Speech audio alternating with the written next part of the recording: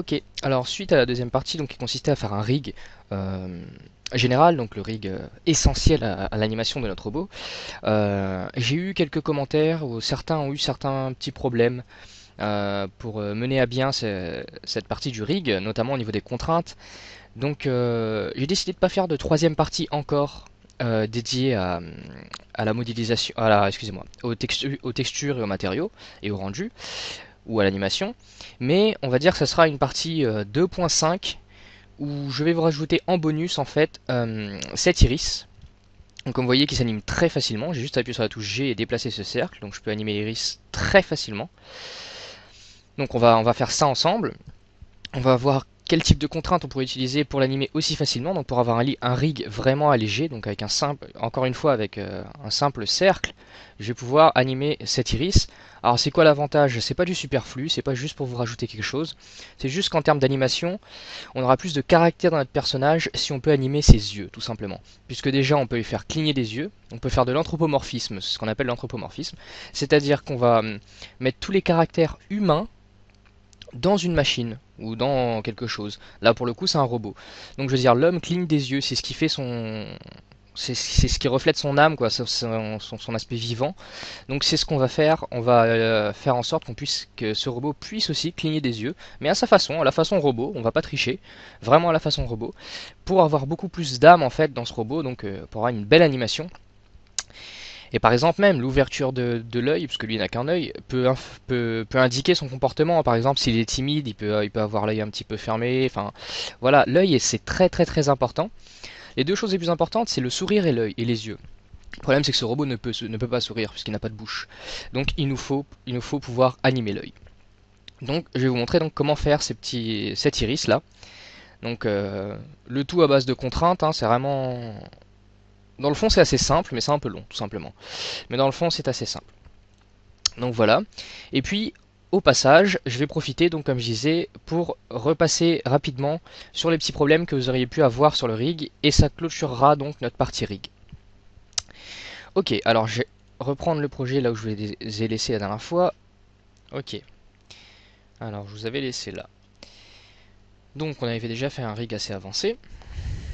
Je vais commencer, bon avant d'entamer l'iris, par parler rapidement du problème que vous auriez pu avoir sur les doigts.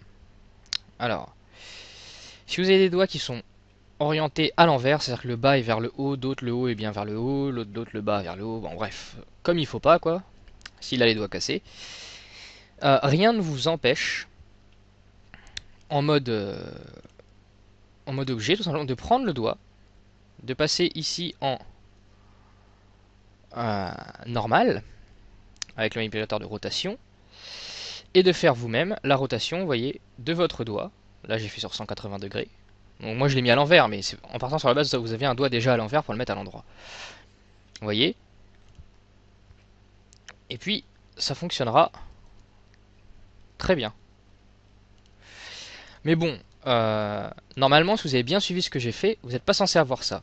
Alors comment est-ce que j'ai fait moi pour pas avoir ce problème? C'est très simple. Avant même de lier les doigts aux os du doigt, j'ai fait un alignement de mes os du doigt. C'est-à-dire, je prends l'armature, je vous montre, je passe en mode edit, avant même de les lier, c'est très important, sinon ça sert à rien. C'est avant de lier les doigts qu'il fallait faire ça. Donc, prenez tous les doigts ici, vous faites CTRL N, et vous les alignez sur l'axe Z. Et à partir de ce moment-là, vous n'aurez aucun problème de rotation sur les doigts. Bah, s'il arrive, alors, par malheur, on va dire que c'est un bug, que votre doigt a quand même fait une rotation sur lui-même, bon, dans ce cas, comme je vous ai dit, hein, vous passez tout simplement en mode objet, vous prenez le doigt, vous mettez en normal avec le manipulateur de rotation, et vous faites une rotation sur l'axe pour le redresser, tout simplement. Donc voilà. Alors, j'ai parlé encore un petit peu plus de ce modifier, de cette contrainte track to.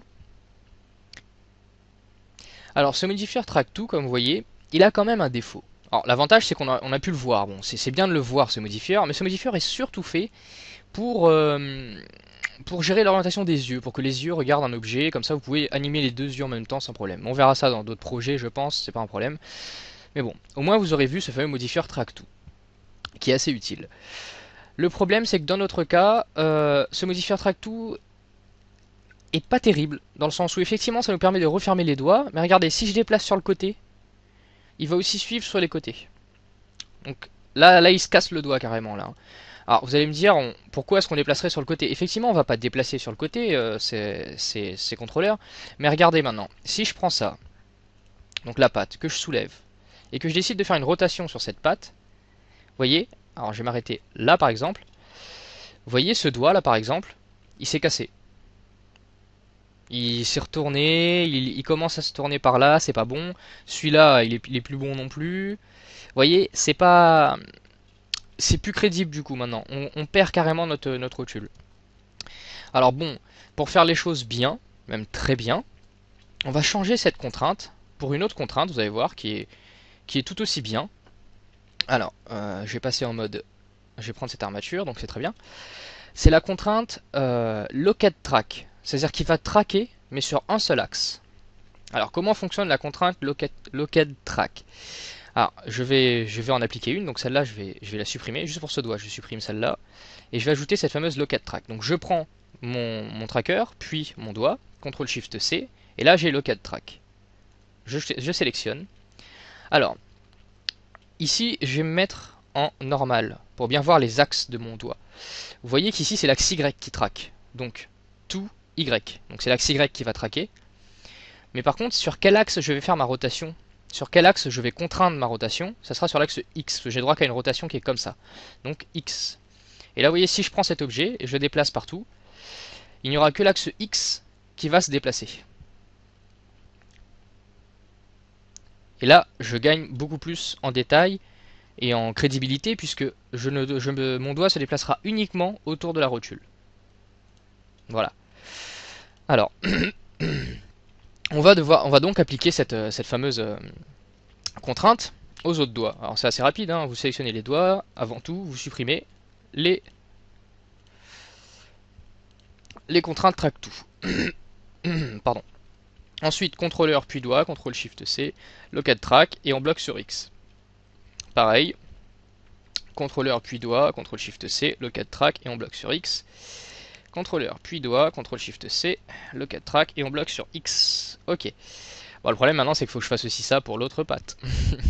Donc je vais revenir ici, pareil, je supprime les track-to de ces doigts.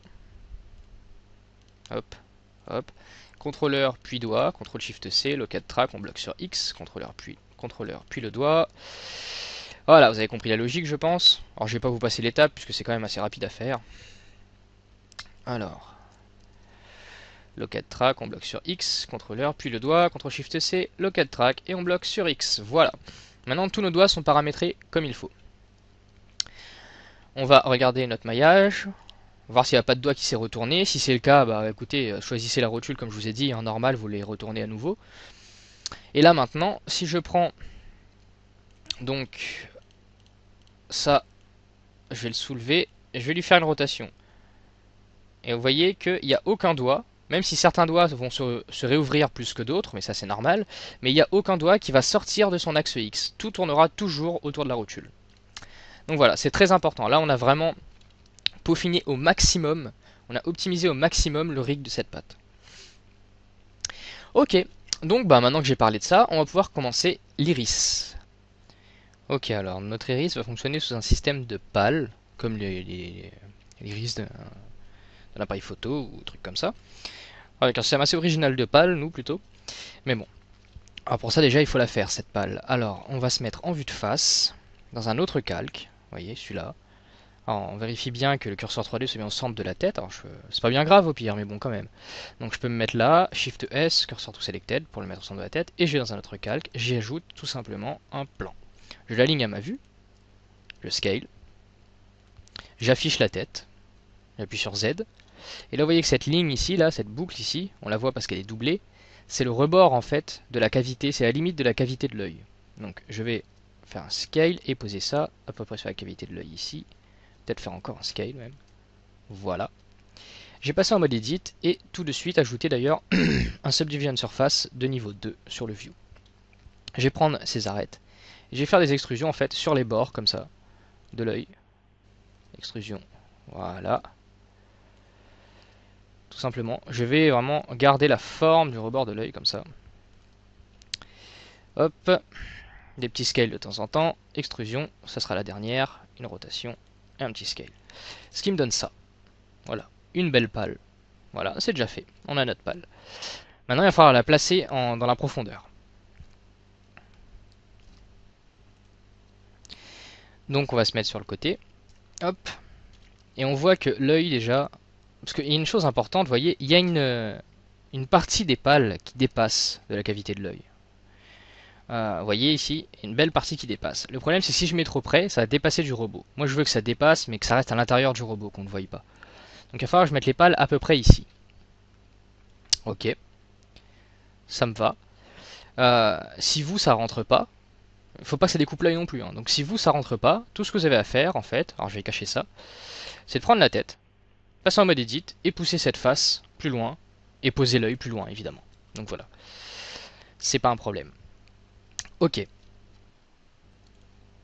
Ok, alors on va... Bon, sa position me plaît, sa position me plaît. Alors maintenant, qu'est-ce qu'on va en faire de cette pale? On va juste faire en sorte qu'elle soit pas trop à l'intérieur, comme ça, vous voyez, juste en déplaçant un peu vers le bas. Voilà. Et pourquoi pas un peu dans ce sens-là aussi. Mais en même temps, il faut garder l'arrondi ici dans la géométrie. Donc vraiment à la limite, en fait. Il faut déplacer tout ça à la limite. Voilà. Ok. Qu'est-ce qu'on va en faire de cette chose? Eh bien, on va la dupliquer 3 fois. Alors, on va la dupliquer 3 fois. Alors, je vais vous montrer ça. Avec Shift D. Ici, je vais me mettre en 3D cursor pour le point de rotation. Et je vais faire une rotation. Hop. Et une pale. Et en fait, elle duplique 2 fois, excusez-moi, pour avoir 3 pales. Et 2 pales. Ok. Voilà mes 3 pales. Maintenant, qu'est-ce qu'on va en faire? On va... Bah, je vais vous montrer déjà, parce que là, je suis en train de vous parler de pales, vous êtes en train de vous demander, mais comment il compte la faire, son iris? Alors, je vais vous montrer déjà le principe de base de l'iris. Alors, avant de vous le montrer, je vais juste vous donner un conseil. C'est très très important d'étudier et d'apprendre tous les, tous les principes de fonctionnement de l'objet en vrai, dans la vraie vie, en réel, avant d'essayer de le reproduire dans la 3D. Puisqu'il y a plein de façons de faire une iris en 3D, mais la plus simple finalement, celle qui est la plus rapide à faire, c'est la façon dont l'objet fonctionne vraiment dans la vraie vie. C'est-à-dire celle qu'on va faire nous. Alors, je vous montre, c'est vraiment simple. Je vais prendre ces 3 iris. Et il faut que chaque iris fasse une rotation sur son propre centre de rotation. Donc pour ça, ici, au lieu de curseur 3D, je vais me mettre en individual origin. Et je vais faire une rotation. Et vous voyez, chaque pale fait sa rotation sur son propre centre de rotation. Et comme ça, je peux refermer et réouvrir l'iris. Il n'y a rien de plus simple. Le seul truc, c'est qu'il nous manque quelques pales, en fait, pour boucher entièrement le trou. Ça, c'est rien, ça. C'est un détail. Mais c'est tout ce qu'il y a à faire pour faire une iris. Donc voilà pourquoi on a 3 pales, qui sera nos 3 pales principales, qui sera après dupliquées en plusieurs petites pales tout autour. Donc déjà, on va paramétrer ces 3 pales pour qu'ils fonctionnent avec notre contrôleur externe. Alors, avant ça, je vais les décaler légèrement pour pas qu'il y ait d'interpénétration. Alors c'est à l'œil, hein, évidemment. Alors j'ai juste regardé quand même s'il n'est pas à la surface de l'œil, non c'est bon. Alors je vais décaler à l'œil, mais il ne faut pas non plus qu'il y ait une pale qui découpe l'œil qui est derrière. Donc j'ai décalé un petit peu ici. Hop, voilà. Et décaler donc d'autant plus celui-là. Voilà. Alors je vérifie juste que celui-là soit pas en train de couper l'œil. Bah si, il est à la limite de couper l'œil justement. Donc je vais reprendre les 3. Hop, je regarde un peu. Et je vais les avancer très légèrement. Ou encore, je peux me permettre. Voilà, pour pas que ça coupe l'œil. Et là, je suis tranquille. Ok. Ok. Alors, on va mettre une petite épaisseur à ces pales. Pour ça, rien de plus simple. Je vais prendre cette pale-là. Je vais ajouter un Solidify. Que voici. Et je vais partir dans le négatif. Voilà. Jusqu'à toucher l'autre. Tiens, pourquoi pas. Voilà. Ou un peu avant. Ou... On verra bien, de toute façon. Voilà. Très bien. Donc en gros, ça sera 0 en moins 0.5 pour moi, ça ira très bien. Ok, et j'ai demandé aux autres de prendre les mêmes modifieurs, donc je les sélectionne. Et en dernier, celui qui a le modifieur, CTRL L, modifieur. Voilà, et ils ont tous leur solidify. Celui-là, je vais l'avancer un petit peu. Je peux pas, parce que vous voyez ici, il y a l'interpénétration qui commence. Donc j'ai plutôt reculé un peu celui-là et celui-là. Ok, c'est très bien.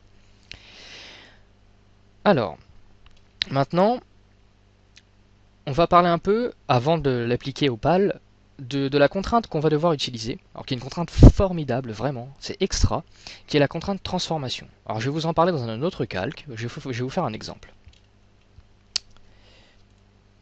Alors je vais essayer de, je sais pas, je vais charger deux objets, tout bête, alors je vais faire Shift C pour mettre le curseur au centre du monde. Je vais charger deux cubes, tiens, en voilà un.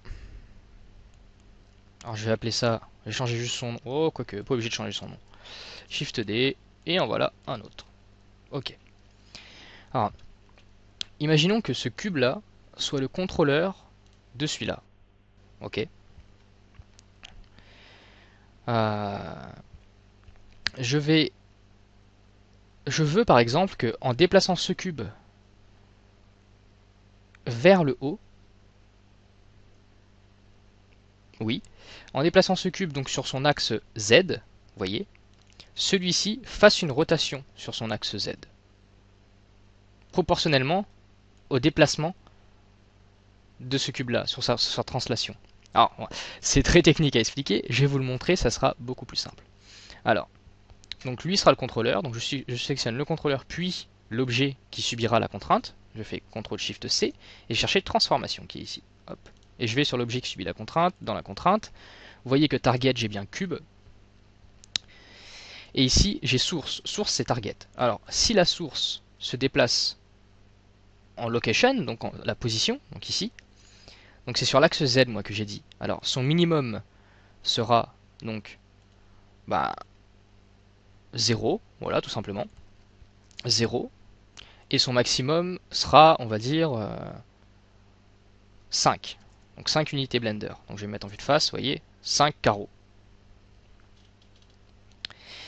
Ok.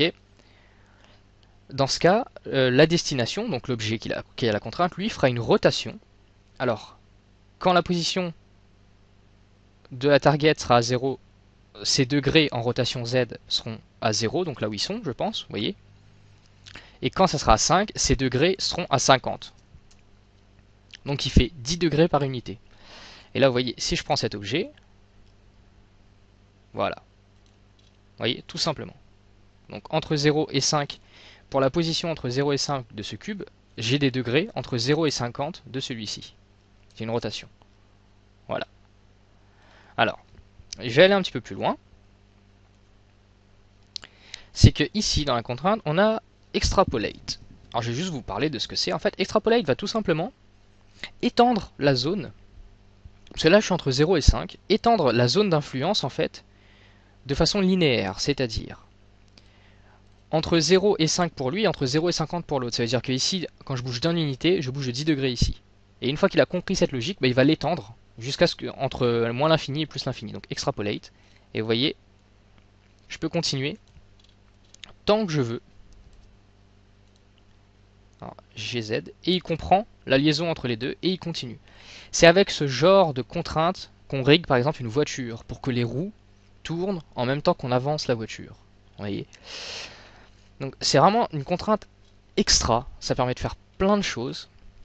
Et nous on va l'utiliser en fait pour que quand j'avancerai mon contrôleur des pales, les pales se mettront à se fermer et quand je reculerai, les pales se mettront à s'ouvrir. Donc on va utiliser ça. Alors ce qui est important par contre dans cette contrainte, c'est d'avoir précisément les degrés de chaque objet, donc ici pour la rotation, et surtout d'avoir les bons axes de rotation. Imaginons maintenant, parce que ça c'est beau, mais c'est uniquement si je fais une translation sur Z que je peux faire une rotation sur Z uniquement, vous voyez, puisque les Z sont liés. Mais imaginons que si je fais une translation sur Z, je vais maintenant faire une rotation sur Y de l'autre. Comment est-ce que je peux faire? Alors, à première vue, on peut pas. Mais si, alors ici je vais remettre 0. Mais si, il suffit juste de lui dire que celui qui influera sur le Z de la cible sera, sur le Y pardon, de la cible, sera le Z de la source. Donc la source c'est là, la cible ici. Donc maintenant c'est le Z de cette source de cet objet qui va influencer directement le Y, comme je l'ai renseigné ici. Donc ici, je peux remettre Y, c'est pas grave. Donc maintenant, c'est dans Y que je vais renseigner 50, voyez. Et là, le Z influence le Y. Alors c'est assez marrant, parce que ça fait presque un track-to, en fait. Mais non, pas du tout, vous voyez, ça continue. Donc le Z influence directement le Y. Et c'est avec ce genre de contrainte-là, cette fois-ci, que vous allez pouvoir faire des engrenages. C'est-à-dire, imaginons ici, j'ai une barre crantée, ici une roue crantée. Je vais avancer ma barre crantée et mon engrenage va tourner. Vous voyez. Voilà. Ce sont des contraintes vraiment, c'est une contrainte vraiment simple dans le fond, mais qui permet de faire des choses vraiment très complexes, mais très rapidement. Donc voilà, maintenant on va revenir à notre exemple plus concret donc de l'iris. Maintenant que vous avez compris à peu près la contrainte transform. Alors, voici notre iris. J'ai juste récupéré le centre de ma tête en sélectionnant la tête Shift S, Cursor to Selected. Et je reviens là, voilà. En vue de face, je vais y ajouter donc Curve, Circle, Align to View. Donc ça va être mon contrôleur. Ok, je vais le mettre en face de l'iris. Alors, moi je veux par contre que mon angle d'ouverture et de fermeture se fasse entre la position -7 de mon contrôleur et la position -5 de mon contrôleur. Donc déjà, je vais le mettre à -7. Voilà. Je vais prendre cet objet-là.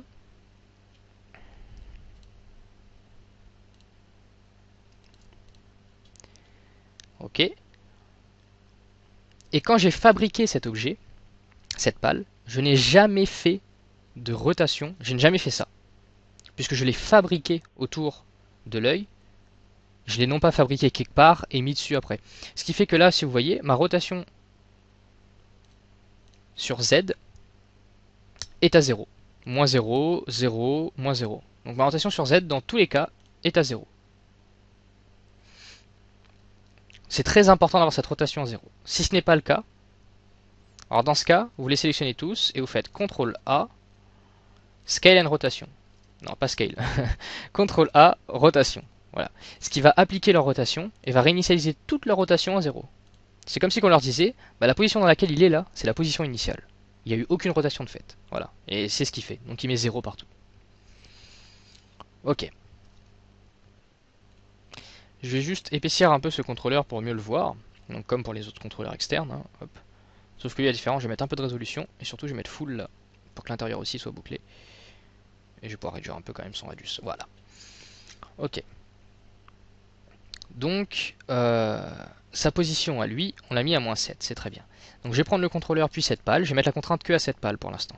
Donc CTRL-SHIFT-C, transformation. Ok, alors il ajoute donc une contrainte transformation. Alors j'ai juste un truc que vous n'avez pas vu sur la vidéo. J'ai juste changé le nom de ce contrôleur qui s'appelait Bezier Curve machin. Je l'ai appelé donc contrôleur iris. Donc c'est pour ça qu'ici j'ai contrôleur iris. Et on va commencer à paramétrer tout ça. Alors, il y a une chose à bien comprendre, c'est la différence entre l'axe local et global. Alors, nous on va faire tout ça en axe local. Donc déjà space, on va le paramétrer en local space, pour que quelle que soit la position de l'objet ou la rotation de l'objet, les contraintes fonctionnent quand même. Parce que ça va être dans la tête. La tête va bien faire une rotation au bout d'un moment. Donc il faut que je puisse aussi déplacer ce contrôleur dans ce sens-là et que ça fonctionne quand même. Ok. Le problème, non. La chose à bien voir, c'est que, vous voyez, ici je suis en local. Donc voilà les axes locaux de l'iris, des pales. Et voilà les axes globaux des pales. Exactement la même chose. Donc ça va. Alors c'est exactement la même chose pour une seule raison, c'est qu'on a fait... j'ai fait un CTRL A pour appliquer les rotations. Donc les axes locaux et global sont les mêmes. Maintenant, si je regarde ce contrôleur-là, à qui je n'ai pas appliqué les rotations, son axe global est dans ce sens-là, et son axe local, vous voyez, complètement différent. Alors, pour faciliter les choses, ce que je vais faire, c'est que je vais appliquer la rotation. Donc, CTRL A, rotation et scale, comme ça c'est fait. Voilà. Et là, vous voyez que son axe local, global est dans ce sens-là, et son axe local aussi. Donc comme ça, on va pouvoir gérer ça plus facilement. Puisque ici n'est affiché que l'axe global. Mais maintenant que j'ai fait en sorte d'aligner l'axe local et global, ça sera les mêmes coordonnées finalement pour global et local ici, donc je suis tranquille. Alors j'ai placé donc ce contrôleur à -5. -5 sera la position d'iris ouverte, et -7 la position, ou la position d'iris fermée plutôt à -5, et -7 la position d'iris ouverte. Donc, Donc on va paramétrer les contraintes. Euh, sa translation, la translation du contrôleur sur son axe Y créera, enfin, engendrera la rotation des pales sur son axe Y aussi, parce que vous voyez là, si je me mets en mode rotation, vous voyez c'est bien l'axe Y qui fait sa rotation. Alors la question maintenant c'est que la position ouverte, donc qui est à -7, c'est bien 0 degré.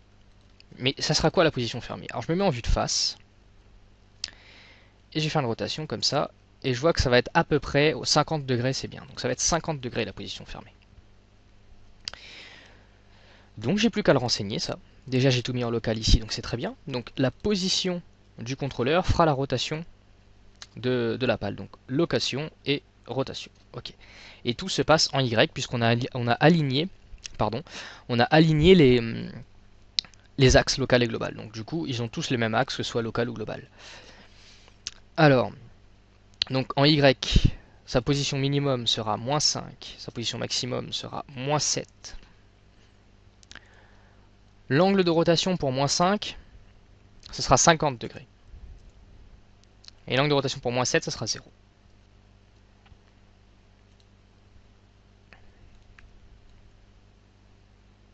Bouh, que se passe-t-il? Il fait pas les choses comme je voudrais, vous voyez, il saute l'étape carrément, c'est du gros n'importe quoi. Donc, qu'est-ce qu'on va faire? On va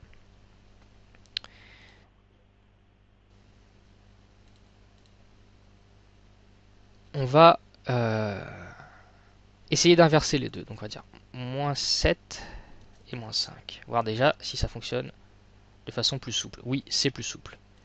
Effectivement, en -5 je suis ouvert et en -7 je suis fermé. Ok.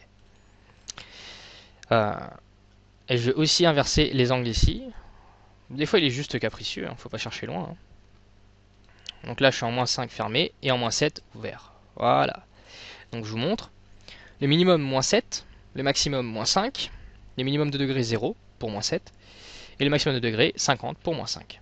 Et là vous voyez, je suis à -5 et si je suis à -7, j'ouvre. Donc comme ça, en rapprochant, je vais pouvoir fermer l'iris. Bah, j'ai fait en sorte que les autres pales copient cette contrainte.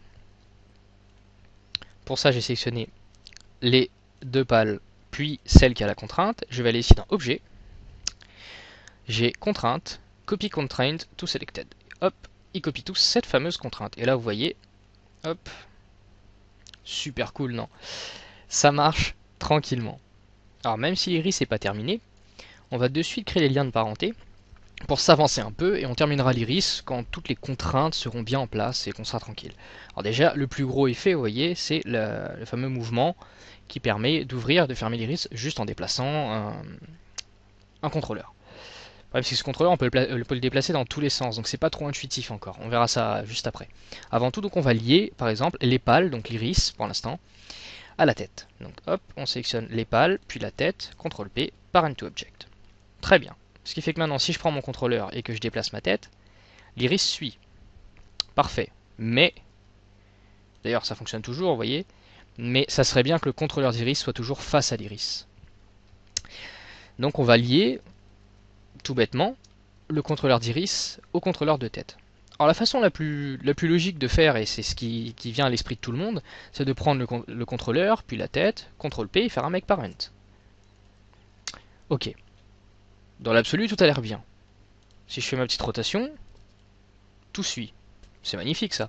Mais si on regarde de plus près, les petites liaisons de contraintes ici sont allées jusqu'ici. C'est-à-dire qu'ils partent sur la base où le point pivot est ici, et non plus au centre de mon objet. Ce qui fait que si j'avance, je vais devoir avancer beaucoup plus pour pouvoir fermer cette fois-ci l'iris. Et ça met en l'air en fait tous mes paramètres ici là-dedans, où on avait bien institué une règle de -7 et -5. Du coup, c'est pas plaisant du tout, parce que ça modifie tout notre boulot. Donc, on ne va pas utiliser cette technique-là. Donc, j'ai sélectionné, je fais Alt P, Clear Parent. Donc, on va essayer de faire un shield off. Donc, on va prendre d'abord le parent, puis l'enfant. CTRL SHIFT C, shield off, qui elle est une vraie contrainte visible ici. Donc, set inverse, pour revenir à la base. Et là, on voit que ça, déjà, ça marche bien. Ok. Ça a l'air de marcher bien. Et maintenant, si je prends ça et que je fais une rotation, pourquoi il se ferme tout seul comme ça? C'est n'importe quoi.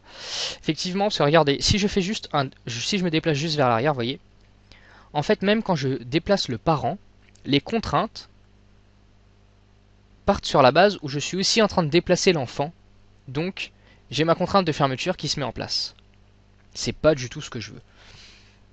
Alors pour ça, il y a une petite tricherie qui est très simple à mettre en place. Alors déjà, je vais enlever le shield off, donc. Hop. Ici, je vais prendre mon contrôleur Shift S, Cursor to Selected. Je vais ajouter un empty. Dans empty, ici, je vais mettre cube. C'est plus sympa. Je fais pas scale dessus, surtout. Et en fait, je vais tout simplement lier ce contrôleur à mon empty avec un contrôle P, tout bête. Et ensuite, l'empty à mon contrôleur de tête, toujours avec un contrôle P, tout bête. Maintenant, si je déplace ce contrôleur de tête, je déplace l'empty, c'est l'enfant direct. Donc les contraintes ne pensent pas, ne se disent pas, tiens, on est en train de déplacer le contrôleur d'Iris. Donc je vais fermer les pales. Non, puisque comment dire, l'objet que le contrôleur des têtes déplace directement, c'est son premier enfant, et pas son petit enfant. C'est donc l'empty. Donc du coup, les contraintes ne comprennent pas que le contrôleur de tête, le contrôleur d'iris est aussi en train de bouger. Donc je n'ai pas ce bug de contrainte. Par contre, vous voyez, si je fais mes rotations et tout, tout va bien. Et là, je peux toujours tirer donc sur son axe Y pour fermer et réouvrir ce fameux iris. Enfin, cet iris. Ok. Ça me plaît. Maintenant, un petit détail qui me plaît pas encore dans la configuration, c'est le fait que je dois utiliser ce manipulateur là pour déplacer, et surtout que je peux continuer à déplacer mon contrôleur plus loin alors que de toute façon il n'agit plus sur l'iris. Donc je vais limiter sa position. Alors, je vais lui ajouter une contrainte. C'est important d'ajouter cette contrainte après avoir fait les liens de parenté, sinon ça ne fonctionne pas.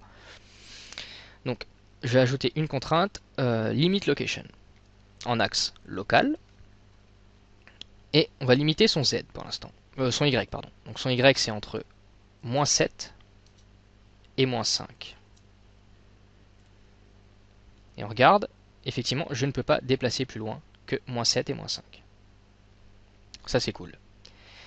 Ok. Mais le problème maintenant, c'est que moi ce que j'aimerais bien, c'est juste appuyer sur G pour pouvoir déplacer. Donc dans ce cas, il faut que j'annule les déplacements dans ce sens-là et dans ce sens-là aussi. Donc en Y, en Z et en X, pardon.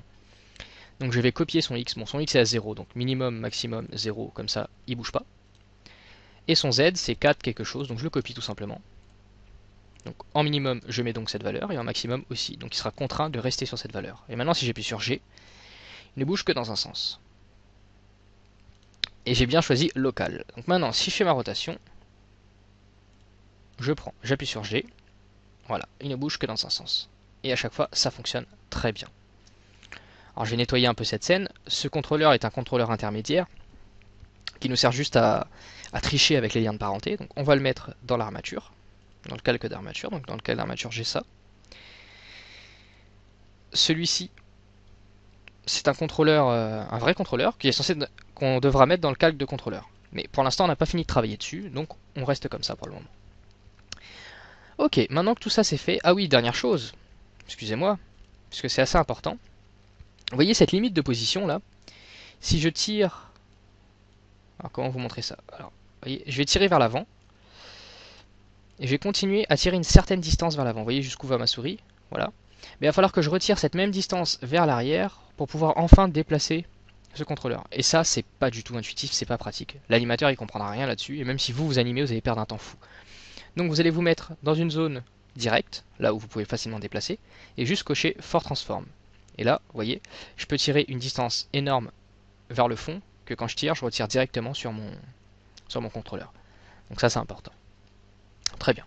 Donc retournons à cette histoire d'iris. Et finissons enfin cet iris. Alors première chose au niveau du visuel, j'aime pas le crénelage qui est ici, vous voyez les facettes qui sont visibles, donc je vais mettre un smooth, et vous l'aurez deviné, il va lisser plus que ce que je veux. Donc je vais ajouter un edge split dans les modifieurs. Edge split, voilà. Et je vais pas me fatiguer, en fait, je vais prendre les deux autres et je vais leur dire de copier les modifieurs. CTRL L, modifieur. Ok. CTRL L, modifieur. Ils ont pas envie. Alors si lui il l'a fait, mais pas lui. Ok. CTRL L, modifieur. Il a pas envie de le faire lui. Ah si il l'a fait. Ah il faut mettre le smooth tout simplement, excusez-moi. Voilà. Et le smooth. Ok, maintenant continuons de refaire des pales à cette iris. Alors pour ajouter des pales à cette iris, on va jouer sur... On va faire... Bon, voilà ce qu'on va faire. On va dupliquer les pales par groupe. Donc voilà les groupes. Et on va jouer en fait sur son angle d'ouverture et sur l'épaisseur du Solidify. Alors, on va commencer par faire un groupe sur cette pale là. Alors je vais mettre mon contrôleur à la fermeture, donc le maximum. Je vais me mettre en vue de face. Je vais choisir donc cette pale là. Et je vais afficher les contraintes avant tout. Ok. Et je vais faire donc Shift D, clic droit pour annuler sa position. Et dans sa contrainte ici, son angle de fermeture, je vais enlever 10 degrés. Donc pour ça, je clique dedans, j'appuie sur la flèche de droite et je vais faire moins 10. Je vais mettre un calcul, donc ça fera 51 moins 10, hop, voilà. Et je vais faire ça jusqu'à ce que je puisse plus, tout simplement. Donc hop, moins 10. Donc c'est assez rapide à faire, hein, vous voyez. Hop, flèche de droite, moins 10, hop. Encore une fois, flèche de droite, moins 10. Et le dernier, flèche de droite, moins 10. Voilà. Et je vais faire ça pour chacun. Mais bon, avant ça, il y a encore un petit détail à gérer. C'est l'épaisseur de chaque pale. Alors pour ça, donc, je vais prendre cette pale. Ce que je vais faire, c'est que je vais partir de la fin. Et puis, je vais enlever de l'épaisseur, en fait, aux pales. Donc, je vais partir de la fin, je vais laisser celle-là comme elle est. Celle de juste après, je vais aller dans les modifieurs. Le solidifier est juste là. Et je vais remonter un peu, ou redescendre plutôt. Alors, je sais pas trop, alors je teste. Non, remonter, c'est bien ça. Voilà. Et là, comme vous voyez, du coup, ici, j'ai une démarcation qui commence à apparaître. Parce que je rétrécis la pale par rapport à celle d'avant. Ensuite, je prends l'autre, pareil, solidifie. Je vais remonter beaucoup plus, jusqu'à ce que j'ai une démarcation par rapport à la pale d'avant. Voilà. Puis celui-là. Et encore, vous avez compris la manipulation. Hein. Alors je vous montre entièrement la manipulation pour ce groupe de pales là.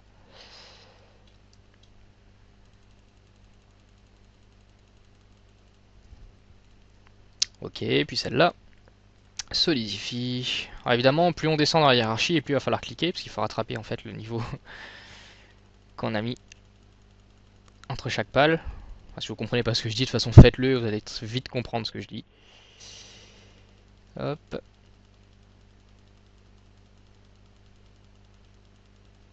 Voilà, donc là je suis à 0,39. Alors je vais pas me prendre la tête. Ce que je vais faire ici sur celui-là, je vais refaire pareil, donc moins 0.039. Oh, pardon, moins 0.39. Voilà, et je clique un peu pour faire la démarcation. Alors ça a deux buts ça. C'est très important cette manipulation. Le premier but déjà, c'est de créer la démarcation de chaque iris, donc ça fait du style, ça c'est sûr.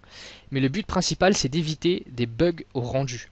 Faut pas qu'on ait des faces superposées, sinon ça va s'afficher tout en noir et on verra plus rien. Donc c'est très important, c'est pas optionnel, c'est vraiment très important de faire ça.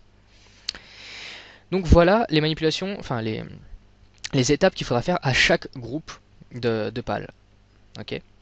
Alors l'avantage d'avoir géré l'angle d'ouverture, c'est regardez, dans les contraintes ici, on a changé l'angle d'ouverture de 10 degrés à chaque fois, c'est regardez maintenant si je déplace ça, vous voyez, hop, chacun se déplace mais de 10 degrés de différence. Donc on a vraiment quelque chose de très sympathique. Donc voilà ce qu'il faut faire pour chaque groupe. Maintenant je vous laisse faire ça pour ce groupe là. Donc je rappelle, vous vous mettez dans les contraintes, vous enlevez 10 degrés à chaque doublon, à chaque duplication, puis dans les modifieurs, solidify, et vous écrasez un peu la géométrie, vous enlevez un peu d'épaisseur à chaque, pareil, duplication. Ok, donc je vous laisse le faire et je vous rattrape quand j'ai fait ça. Ok, voilà le travail. Hop. C'est pas beautiful ça? C'est pas mal du tout, je trouve. Vraiment. C'est pas mal du tout. Après, on peut peut-être ne pas vouloir voir, comment dire, ces deux extrémités-là. Alors, on peut faire en sorte de voir qu'une seule extrémité. Quand je parle d'extrémité, je parle de ces petits trucs comme ça là qui sont pas très beaux. Alors, ce qu'on peut faire,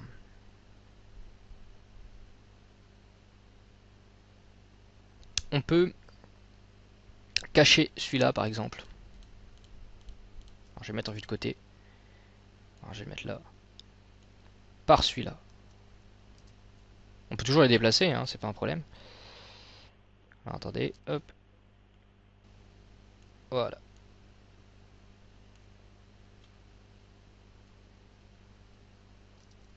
Alors, j'ai un peu de mal à les avoir. B. Je vais faire une belle boîte autour. Voilà. Hop. B. Hop. Voilà. Ce qui fait que là, du coup, vous voyez, je vois qu'une seule extrémité, puisque j'ai caché en fait celle-là par l'autre qui est j'ai caché celle-là par l'autre qui est derrière. Donc voilà. Quoi qu'il arrive, on ne pourra pas voir, on pourra pas voir aucune extrémité. On verra forcément une extrémité. On n'a pas le choix. Ok. Alors oui, on peut faire en sorte de bien les resserrer ensemble.